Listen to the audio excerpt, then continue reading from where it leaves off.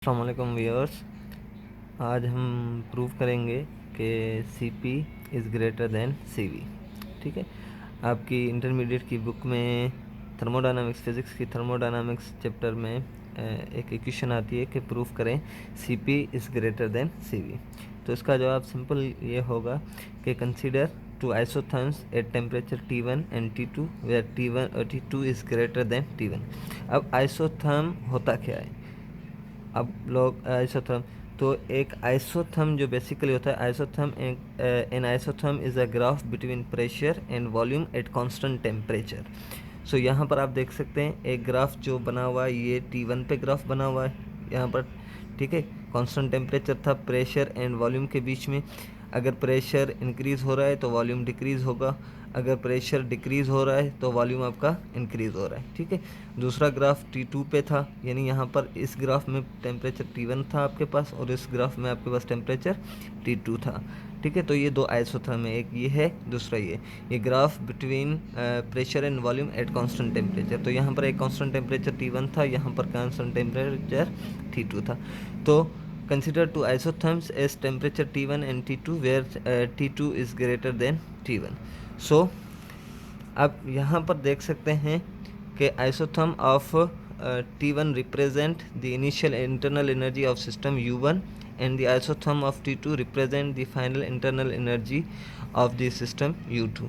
यहाँ पर जो T1 है ये आपका रिप्रेजेंट कर रहा है इनिशियल एनर्जी U1 को, और ये जो है वो final energy of system U2 को कर रहा है। सो अब नीचे आ जाते हैं।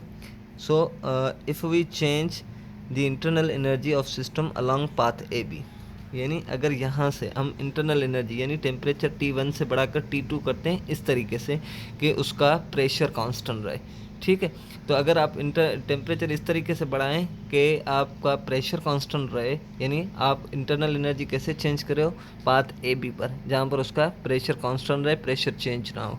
ठीक है, तो pressure of system same is that if we increase the internal energy along path AC then volume of system remains constant। अगर हम इस तरीके से बढ़ाते हैं इंटरनल एनर्जी को कि इस तरीके से कि उसकी इंटरनल एनर्जी यानी टेम्परेचर T1 से T2 हो, ठीक है, मगर उसका वॉल्यूम क्या हो, कांस्टेंट रहे, यानी वॉल्यूम कांस्टेंट। तो यानी अगर इंटरनल एनर्जी बढ़ रही है, यानी इंटरनल एनर्जी तब बढ़ेगी जब आपका टेम्परेचर बढ़ेगा। तो यहाँ पर आपका क्या है, अगर अलॉन्ग AC आप टेम्परेचर बढ़ा रहे हो तो आपका वॉल्यूम क्या रहेगा, कांस्टेंट रहेगा। AB पाथ पे बढ़ाओगे तो प्रेशर कांस्टेंट रहेगा, AC पाथ पे बढ़ाओगे तो आपका वॉल्यूम कांस्टेंट रहेगा। ये नोट कर लें कि change in internal energy of system only depends upon its temperature T1 and T2। It's independent of path AB और AC। यानी इस स्टेटमेंट से ये मुराद है कि आपकी जो भी इंटरनल एनर्जी चेंज होती है वो ड्यू टू टेम्परेचर होती है। उससे आपके AB पाथ से आप बढ़ा रहे हो, इस पाथ से बढ़ा रहे हो या इस पाथ से बढ़ा रहे हो, इसका इससे कोई लेना देना नहीं होता।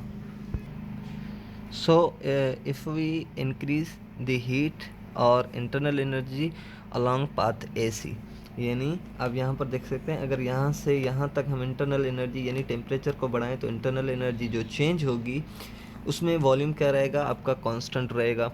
ठीक है, so volume will constant, isochoric process apply हो जाएगा। सो जब आइसोकोरिक प्रोसेस अप्लाई होता है तो there will be no work done along path AC, यानी आइसोकोरिक प्रोसेस में कोई वर्क डन नहीं होता, तो वर्क डन आपका क्या हो जाएगा, ज़ीरो। जब वर्क डन आपका ज़ीरो हो जाएगा तो फर्स्ट लॉ ऑफ थर्मोडायनामिक्स में आप वर्क डन की वैल्यू ज़ीरो पुट करेंगे तो change in internal energy directly is equals to will be equals to change in heat. तो हम पीछे स्पेसिफिक हीट में पढ़ के आएंगे, C आपका यानी specific heat is equals to change in heat divided by N delta T। N आपका number of moles of gas है, ठीक है, डेल्टा T आपका चेंज इन टेम्परेचर है। तो यहाँ पर ये टर्म डिवाइड हो रहा है, यहाँ पर आप लेके जाएंगे तो ये मल्टीप्लाई। अब ये जो स्पेसिफिक हीट है, ये स्पेसिफिक हीट किस पे है, वॉल्यूम कांस्टेंट पे, यानी एट कांस्टेंट वॉल्यूम। तो हम delta Q is equals to यहाँ पर C एन जो C जो था specific heat at constant volume NCV and delta T आपका जमने। तो यानी हमारे पास पहली इक्वेशन क्या आ गई, delta U is equals to NCV delta T। और अगर हम जो है इंटरनल एनर्जी को अलोंग पाथ ए बी जो हैं वो इंक्रीज़ करें, यानी पाथ यहाँ पर जो ए और बी है इंक्रीज़ करेंगे तो यहाँ पर प्रेशर क्या होगा, आपका कांस्टेंट होगा। ठीक है, तो where pressure of the system will constant isobaric process. अगर आइसोबैरिक प्रोसेस अप्लाई हो रहा है, so work done in isobaric process is delta W is equals to P delta V isobaric process में। तो अब डेल्टा डब्ल्यू की हम जो है वैल्यू वो हम पुट करेंगे फर्स्ट लॉ ऑफ थर्मोडायनामिक्स में। तो delta U is equals to delta Q minus delta W. Delta W की जगह मैंने जो है डेल्टा डब्ल्यू की वैल्यूज़ पुट कर दी है। तो अब हमारे पास इक्वेशन ये बची। तो यहाँ पर डेल्टा क्यू के लिए हमें पता है स्पेसिफिक हीट बराबर होती है delta Q and delta T. ये स्पेसिफिक हीट है at constant pressure. At constant pressure यानी pressure of system will be constant, यानी कांस्टेंट प्रेशर। तो डेल्टा क्यू की वैल्यू ये एन एंड डेल्टा टी यहाँ पर डिवाइड हो रहा है, यहाँ पर मल्टीप्लाई होगा, तो डेल्टा क्यू बराबर हो जाएगा N C P. C P माने specific heat at constant pressure into delta T. ठीक है, तो यानी ये डेल्टा क्यू की वैल्यू हम इसमें पुट करेंगे तो ये हो जाएगा delta U is equals to N C P delta T minus P delta V. ये हो गई हमारी इक्वेशन 2। अब आते हैं in both conditions change in internal energy is same, यानी अगर आप जो है वो ए बी के अलॉन्ग आप इंटरनल एनर्जी चेंज करें या ए सी के अलॉन्ग, दोनों कंडीशंस में इंटरनल एनर्जी आप सेम चेंज कर रहे हैं। यानी यहाँ से 15 से आप 25 तक करें तो यहाँ से भी 15 से आप 25 तक कर रहे हैं, यानी इंटरनल एनर्जी दोनों केसेस में अगर आपकी सेम है तो आपकी डेल्टा यू यहाँ पर डेल्टा यू जो चेंज हो रही थी एट कांस्टेंट वॉल्यूम पे, ठीक है, वो सेम होगी change in internal energy at constant pressure. ठीक है, तो दोनों इक्वेशंस क्या हो जाएंगे, change in internal energy at constant volume will equals to the change in internal energy constant pressure. तो ये कांस्टेंट वॉल्यूम की आ गई change in internal energy N C V delta T, और ये आपकी चेंज इन कांस्टेंट जो है प्रेशर पे जो equation change in internal energy की आई वो। अब यहाँ पर ये टर्म माइनस हो रहा है, अगर इसको इस तरफ लेके आ जाएंगे तो ये प्लस हो जाएगा, तो इस इक्वेशन को ऐसे भी लिख सकते हैं, यानी ये भी हमारी क्या हो जाएगी इक्वेशन नंबर 3। अब यहाँ पर जो इक्वेशन आई थी पिछले पेज पे कि जो N C V delta T plus P delta V N C P delta T, as we know at temperature T1 and T2, जब टेम्परेचर T1 होगा जो जनरल गैस इक्वेशन में P V one is equal to होगा N R T1, और अगर T2 पे P V to होगा तो एन आर T2 होगा। ठीक है, यहाँ पर प्रेशर कांस्टेंट है तो वॉल्यूम चेंज हो रहा है विद रिस्पेक्ट टू टेम्परेचर। सो अब हमारे पास यहाँ पर चेंज इन वॉल्यूम है, तो पी चेंज इन वॉल्यूम कैसे लिखेंगे, P V two minus V one, तो पी डेल्टा वी बराबर N R T two minus N R T one.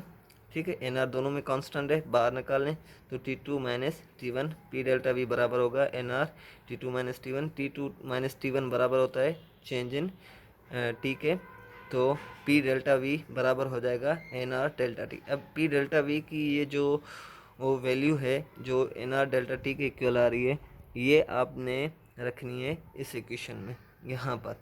तो ये इक्वेशन आपकी बन जाएगी N C V delta T N R delta T is equals to N C P delta T. अब यहाँ पर इन दोनों टर्म्स में देखें कि एन डेल्टा टी कॉमन है, तो ये एन डेल्टा टी कॉमन निकालें, बाकी आपके पास बचेंगे सी वी प्लस आर। तो C V plus R N delta T यहाँ पर मल्टीप्लाई हो रहे हैं तो यहाँ पर इस टर्म के साथ क्या होंगे, डिवाइड आके होंगे, तो यहाँ पर बचेगा सी वी प्लस आर, तो ये N C P delta T और नीचे एन डेल्टा टी, तो एन एन में ख़त्म हो जाएगा, डेल्टा टी में ख़त्म हो जाएगा, तो आपके पास क्या बचेगा C V plus R is equal to C P.